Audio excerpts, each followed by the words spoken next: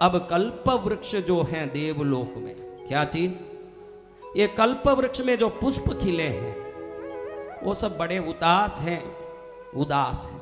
इंद्र पूछता क्यों उदास हो? अरे तुम बोलते हो कि हम कल्प वृक्ष के पुष्प हैं, हमारे पास कुछ एक बोलने लायक विशेष गुण नहीं है, फिर हम काय के कल्प वृक्ष के पुष्प?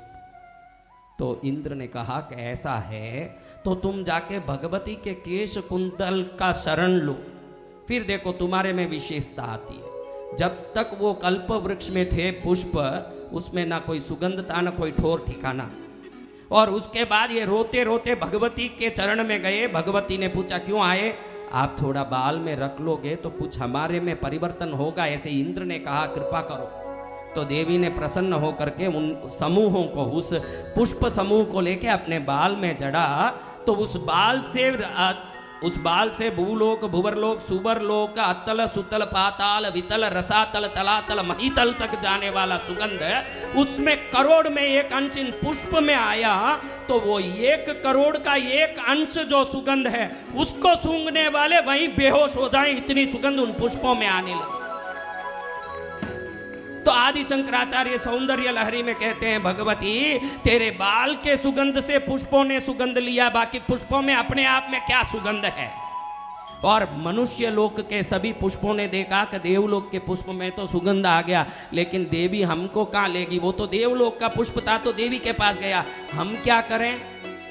तो एक बड़े राजा के पास जाके कोई पैसा लेके आता है और हमको राजा के पास पहुंचने की शक्ति नहीं हो, तो जो लेके आया उसके पास कुछ मांगने जाते हैं, राजा के पास तो जा नहीं सकते। ऐसे मनुष्य लोक के पुष्प देवी तक नहीं पहुंच सकते, इसलिए ये कल्पवृक्ष के पुष्प के पास पहुंचे कि भाई तू तो देवी के पास से ले आया, उसमें से कुछ हमें दे दे।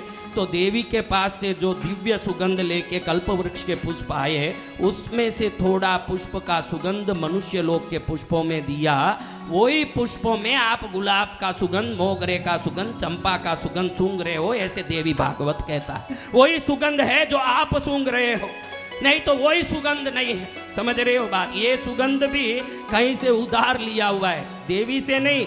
देवी से सुगंध लिए हुए पुष्प से सुगंध लेके ही अगर गुलाब में इतना सुगंध है तो उसको पुष्प को सुगंध देने वाले कल्प वृक्ष के पुष्प में कितना सुगंध होगा, और कल्प वृक्ष के पुष्प को सुगंध देने वाली देवी के केश कुंतल में कितना सुगंध होगा। वो महारानी भगवती के बाल को कोई अगर याद कर ले तो उसके शरीर में कभी बदबू नहीं आएगी, शास्त्र कहता है। कई लोगों के पास बैठो तो बैठ नहीं पाते हो, बड़ा गंदा बास आता है, क्योंकि शरीर है कि कुछ लोगों के पसीने से अलग ही बास आता है। तो भगवती के केश कुंतल को याद करने वाला शरीर योग शरीर बन जाता है। उस शरीर से कभी पसीना भी नहीं आता, ना गंदगी भी नहीं आता। उस भगवती के मात्र बाल के ध्यान से ये शरीर का कायाकल्प हो जाता है। तो भगवती का ही ध्यान कर लें तो क्या नहीं हो महाराज।